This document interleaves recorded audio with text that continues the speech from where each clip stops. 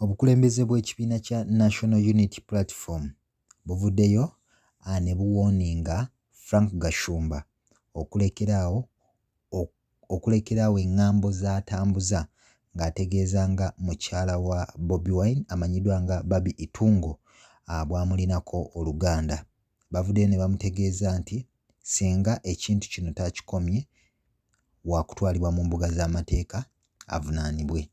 Kampala TV 256 gwena akyagyekuumiddeko nga gwasalawo amawulire mu byobufuzi mu ggwanga Uganda. Ogenda gafunira no ku channel yaffe ya Kampala TV 256. Muganda wange wakola okusalawo okutuufu ate gwena atanaba kuba ng'osubscribinga. Nja kujjukiza okusubscribinga kona kadaawo kajja kukuwanga notification singa abeerawo eggulire lyonna ery'okyali etubeera tuwanise wano ku channel yaffe ya Kampala TV 256. Okomentinga naddala ku mulamwa gwe tuba tutaddeyo kibeera kikulu nnyo, okusharinga nakyo kibeera kikulu kwoteeka n'okulayikinga.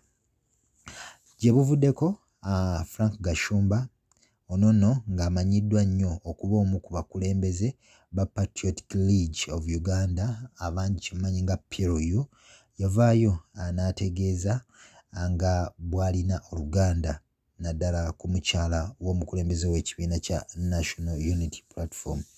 Frank Gashumba ono ojja kumujjukira nnyo nga chairperson ali in charge of Buganda ekibiina kye ekimanyiddwa nga Sisimuka Uganda Cervical Organization. Era nga Frank Gashumba yavaayo n'ategeeza nga bw'alina oluganda n'omukyala wa Robert Kyagulanyi Ssentamu ono nno amanyiddwa nga Barbie Itungo. Wabula okusinziira ku mwogezi oba amyuka omwogezi w'ekibiina kya National Unity Platform Alex Waiswa Mufumbira yavuddeyo n'ategeeza nga Frank Gashumba waatalina luganda lwonna eri omukyalo yamanyiddwa nga Barbie Itungo. Mufumbira yayongedde n'ategeeza naddala abawagizi b'ekibiina kya National Unity Platform abali mu ggwanga Uganda kwoteeka n'abali ebweru w'eggwanga abangi ababadde bamubuuza naddala ku nsonga eno nga bamubuuza olw'eŋŋambo ezongera okuba nga zitambuzibwa nga Frank Gashumba bwe yavaayo n'ategeeza nga bw'alina oluganda ku mukyalo oyo amanyiddwa nga Barbie Kyagulanyi. Gashumba Waiswa baavaayo ne bamubuuza nga baagala agezeeko okubeera nga alina ky'atangaaza. Wabula Waiswa we yatuuse yategeeza n'agamba ezo eŋŋambo si ntuufu. N'avaayo n'ategeeza nti omwami amanyiddwa nga Frank Gashumba talina luganda wadde akatono eri omukyalo oyo amanyiddwa nga Barbie Itungo. Ono nno yategeeza nti bw'otunuulira Barbie Itungo ebyafaayo bye oba n'obuzaale bwe bumanyiddwa okuva mu sayidi za wali Mwankole mu Western. Kyokka Gashumba Waiswa yategeezezza nga ono ye obujjajja bwe bumanyiddwa sayidi z'eri e Masaka ku Villa Maria e Kalungu.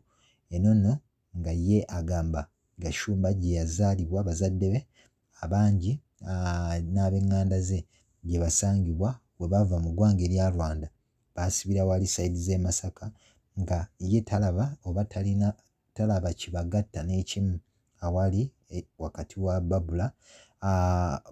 Barbie Itungo kwoteeka ne Gashumba olw'ensonga nti bano buli omu ava mu regioni ya njawulo. Mufumbira yayongedde n'ategeeza nga Ali Bookings ono nno ng'amanyiddwa nga Nubian Lee era mukyala we waatalina luganda ku Frank Gashumba ng'era Frank Gashumba bw'azze akitegeeza. Ojja kujjukira nti Gashumba yakola statement bwe yali ku program emu ku Radio 4 n'avaayo n'ategeeza Kyagulanyi nga bw'alina okwegendereza n'abo bonna abamuli okumpi mu kibiina kya National Unity Platform bwe balina okukomya okuvumirira n'okwogerera Abanyarwanda abamanyiddwa ng'abavandimwe olw'ensonga nti bano baabasensera dda era babali munda era babali kumpi. Nga wano nno we yasinziira n'agamba bw'otunnya Kyagulanyi mukyala we Barbie Itungo mukyala muvandimwe era Gashumba yavaayo n'ategeeza nti tumulinako oluganda era ono omukyala mwannyinaze. N'avaayo n'ategeeza n'emikwano gya Kyagulanyi egimuli okumpi n'otunya nga Nubian Lee era omukyala naye mukyala Nubian Li naye kimanyiddwa nti naye mwannyinaze.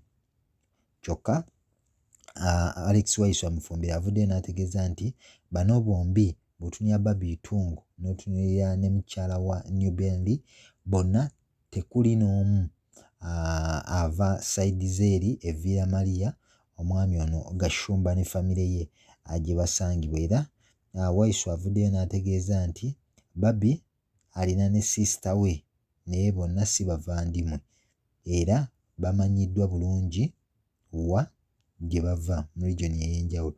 N'avaayo n'awa Gashumba amagezi n'amugamba nti singa takomya akalebula ono gw'agenda alebula oba gw'agenda asaasaanya, ensonga zino zonna zisobola okuba nga zigenda kuggweera naddala mu b'amateeka oba mu kkooti ez'amateeka.